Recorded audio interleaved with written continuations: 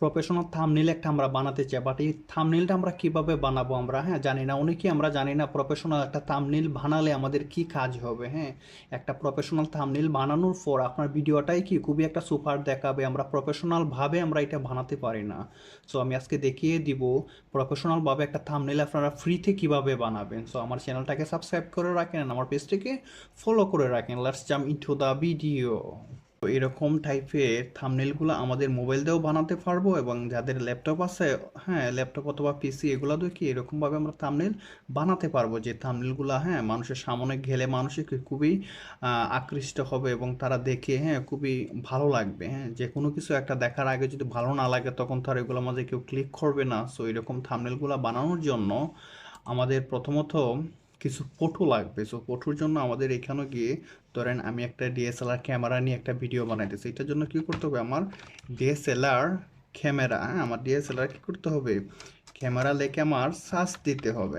Camera যে ফটোগুলো তো আমার লাগবে, সো এইগুলোর জন্য আমার ডিএসএলআর ক্যামেরা ব্যাকগ্রাউন্ড লিখে সার্চ দেওয়ার পর মোবাইল দিয়ে দেন অথবা ল্যাপটপ পিসিতে দেন, তারপর এরকম টাইপের ছবিগুলো পেয়ে যাবেন। সো এই ছবিগুলো তো আপনার মোবাইলের গ্যালারিতে অথবা কি ল্যাপটপের গ্যালারিতে এগুলো নিয়ে নেবেন। সো নেওয়ার পর আপনার কি করতে হবে, এটা এডিট করা লাগবে। সো এডিট করার একটা মাধ্যম তো লাগবে, থাম্বনেলগুলো বানাবো কীভাবে, এটার জন্য গুগলে গিয়ে লিখবেন পিক্সআর্ট। সো পিক্সআর্ট লিখে সার্চ দেবেন, সার্চ দেওয়ার পর এখানে আপনাদের জিমেল দেখাইতে পারে। জিমেল দিয়ে আপনারা কী করবেন, এটার মধ্যে লগ ইন দিয়ে দেবেন। কন্টিনিউ টু লগ ইন, এগুলো তো ইজিলি এগুলো আপনারা সবাই পারেন। জাস্ট এখানে দেখাবে, আমরা কি ক্রস করে দিব, আমরা তো এগুলা ফ্রিতে ব্যবহার করব, কোনো টাকা যাতে না লাগে। সো দেখেন আমার এখানে যে এই থাম্বনেলটা আছে, এটাকে আমার ফেসবুকের জন্য 1:1। সো এই রেশিওটা আমাদের প্রথমত, সো আমাদের রেশিওটা কী করতে হবে, বদলাতে হবে। এর জন্য এখানে দেখেন লেআউট আছে। সো এখানে লেআউট হয়ে গিয়ে, ধরেন আমি ইউটিউবেও বানাবো, ইউটিউবের জন্য বানাবো, এরকম থাকবে। আমি সবগুলো ডিলেট করে দিব। এগুলা আপনাদের একটু প্রবলেম হতে পারে। সো এরকম থাকবে, অথবা কালারটাও থাকবে না। কালারও ধরেন চলে গেছে, আমার কালারও নাই, এরকম যদি থাকে তখন আপনার এখানে একটা ব্যাকগ্রাউন্ড লাগবে। দেখবেন এখানে কি আছে, এই যে ব্যাকগ্রাউন্ড আছে, ব্যাকগ্রাউন্ডও ক্লিক করবেন। তারপর ব্যাকগ্রাউন্ড থেকে এখানেও অনেক কালার আছে, যে কোনো একটা কালার ব্যাকগ্রাউন্ডও দিয়ে দিবেন, বাট এই ব্যাকগ্রাউন্ড কালারটা আমাদের মেন না। সো এটার জন্য আমাদের তো ব্যাকগ্রাউন্ডে আমাদের একটা কি ছবি দিতে হবে। আমরা যে আমাদের কি ডিএসএলআর ক্যামেরা, এটার জন্য আপলোড আছে, এখানে আপলোডও যাবেন। এখানেও কি আমি এই ছবিগুলো আমার আগে থেকে আপলোড করা, আপনারা কি এখান থেকে গিয়ে আপলোড ছবি দিতে পারবেন। যেহেতু আমার এটা ডিএসএলআর ক্যামেরা নিয়ে, তাই কি ডিএসএলআর ক্যামেরার একটা ব্যাকগ্রাউন্ড আমি এখান থেকে ক্লিক করে দিব। সো এটাকে আমি তারপর টেনে আমি সমান করে দিব, যাতে পিছনের ব্যাকগ্রাউন্ডটা না দেখা যায়। সো দেখেন আমার এটা হয়ে গেছে কি, ব্যাকগ্রাউন্ডটা আমি কেন নিয়ে আসছি, বাট তারপর হচ্ছে কি এখানে তো ধরেন খুব সুন্দর দেখাইতেছে না, স্পষ্ট দেখা যায়। এটার জন্য আপনারা এখানে দেখবেন এফেক্ট আছে।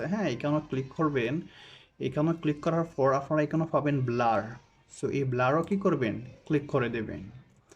সো ব্লারও এখানেও জাস্ট ওয়েট, ব্লারও ক্লিক করার পর আবার এখানে ব্লার পাবেন। ব্লারও আবার ক্লিক করবেন। দেখেন এটা এখন কি অনেক ব্লার হয়ে গেছে কি। তারপর ধরুন ওটাকে আমরা টেনে, এই লেয়ারটাকে টেনে আমরা নিচে নিয়ে আসবো, না হলে তো আমার এই লেখাগুলো দেখাবে না। সো আমার এই লেখাগুলো এখানে কিভাবে আসলো, সো এটার জন্য ধরুন আমার এই লেখাগুলো আমি কেটে ফেলবো, আপনাদের এরকম থাকবে। বাট এখন লেখা তো আনতে হবে, ওঠার জন্য আপনারা কি করবেন, এখানেও টেক্সট আছে দেখবেন। এদিকে টেক্সটও ক্লিক করবেন, তারপর এখানেও নিউ টেক্সট আছে, নিয়ে নেবেন। সো নিউ টেক্সটও ক্লিক করলে এখানেও টেক্সট এসে পড়ছে। এখানে আপনি যা লেখেন, যেমন আমি লিখবো DSLR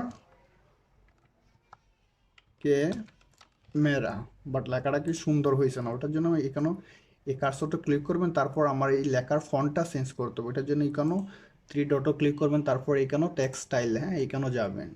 যাওয়ার পর এখানে অনেকগুলো ফ্রি আছে, আপনার যেটা ভালো লাগে এটা দিয়ে দিবেন। আমি জাস্ট ওটাকে ক্লিক করে দিব, অথবা এখানেও আরেকটা সুন্দর একটা ও আছে, এই যে ওটাকে আমি দিয়ে দিব। দেওয়ার পর ধরেন এখন এটাকে আমি টেনে বড় করব, আমার তো ওটা লাগবে সুন্দর করে। সো তারপর ধরেন আমার যতটুকু লাগে আমি সুন্দর করে এটা বসাবো এখানে। এখন একটা নিচে, এখন এটাকে কি করবো, আমার তো আরো 2-3টা লাগবে, ওটার জন্য এটাকে কপি করবো। এখানে লেয়ারটা ধরবেন, ক্লিক করে তারপর কন্ট্রোল D দিলেই হয়ে যাবে কি, কপি হয়ে যাবে কি।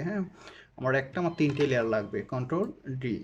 তো দিয়ে দিলাম ডিএসএলআর ক্যামেরা। তারপর ধরুন আমি এই লেয়ারটা মধ্যে এখন লিখবো ডিএসএলআর ক্যামেরা। এখানে আমরা ডিএসএলআর ক্যামেরা লিখলাম, তারপর এখানে ডিএসএলআর ক্যামেরার জায়গায় আমরা লিখবো এইচডি এইচডি আলট্রা দিতে পারে, যেটি আপনারা দিতে চান। হ্যাঁ, এইচডি আলট্রা। তারপর আমরা নিচেরটা চলে যাব, নিচেরটাই লিখবো এখানে ব্যাকগ্রাউন্ড। সো ব্যাকগ্রাউন্ড লেখা শেষ হয়ে গেলে আমাদের এখন এই টেক্সটটাকে সাজাইতে হবে। হ্যাঁ, টেক্সটটা আমাদের সাজানোর জন্য এই যে এখানেও এই লেয়ারও প্রথম আপনাদের ওটা নেবেন, কার্সরটা নিয়ে তারপর এখানে কোনায় ধরে টান দেবেন। হ্যাঁ, যতটুকু আপনার দরকার ততটুকু নিয়ে রাখবেন। তারপর মাঝখানেরটা আমি দিব, ধরেন আমার যতটুকু দরকার, আমার এটা সুন্দর হবে সো অতটুকু আমি রেখে দিব। তারপর এসে নিচেরটা আমার ব্যাকগ্রাউন্ড লেখাটাকে আমি একটু বড় করব। হ্যাঁ, এরকম ভাবে এগুলাকে সাজিয়ে সাজিয়ে দিবেন। সো এটাকে নিয়ে আসবো এইখানে।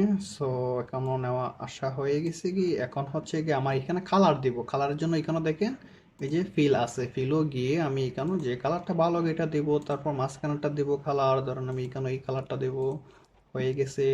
তারপর নিচেরটা দেব, নিচেরটার জন্য আমি এখানে একটা কালার চয়েস করে নেব। হ্যাঁ, আমার কালার কম্বিনেশন হয়ে গেছে কি, বাট এখন আমার এখানে কি যে ডিএসএলআর ক্যামেরা নিয়ে ওটার কি ফটো লাগবে। তো ওটার জন্য আপনাদের যে এই যে এখানে দেখেন আপলোড আছে, আপলোডে ক্লিক করবেন। যে ফটোগুলো আপনার মোবাইল বলেন, হ্যাঁ, ল্যাপটপে গ্যালারিতে নিয়ে আসছেন, যেমন আমি ক্যামেরা, যেহেতু এই ক্যামেরার ফটোটা আমি এখানে নিয়ে আসছি, আসার পরে যে দেখেন কর্নার কার্সরটা নিয়ে এভাবে টান দিয়ে ছোটো করে দেবেন। হ্যাঁ, এখন কি করতে হবে, একটা ছবি নিছি, এখন কি আমাদের আরেকটা ছবি লাগবে। So আমি যেহেতু দুইটা ছবি এখানে ব্যবহার করব, আমি আগে থেকে দুইটা করে রাখছি। তো এটাকে আমি এখানে নিয়ে আসবো, আনার পর কর্নারে ধরে এটাকে কি করে দিবেন আপনারা, সাইজ করে নেবেন। সেটার সাথে সাথে কি সুন্দর করে মেসিং কাজ। সো আমি সুন্দর করে এটাকে দেখেন সাইজ করে নিতেছি।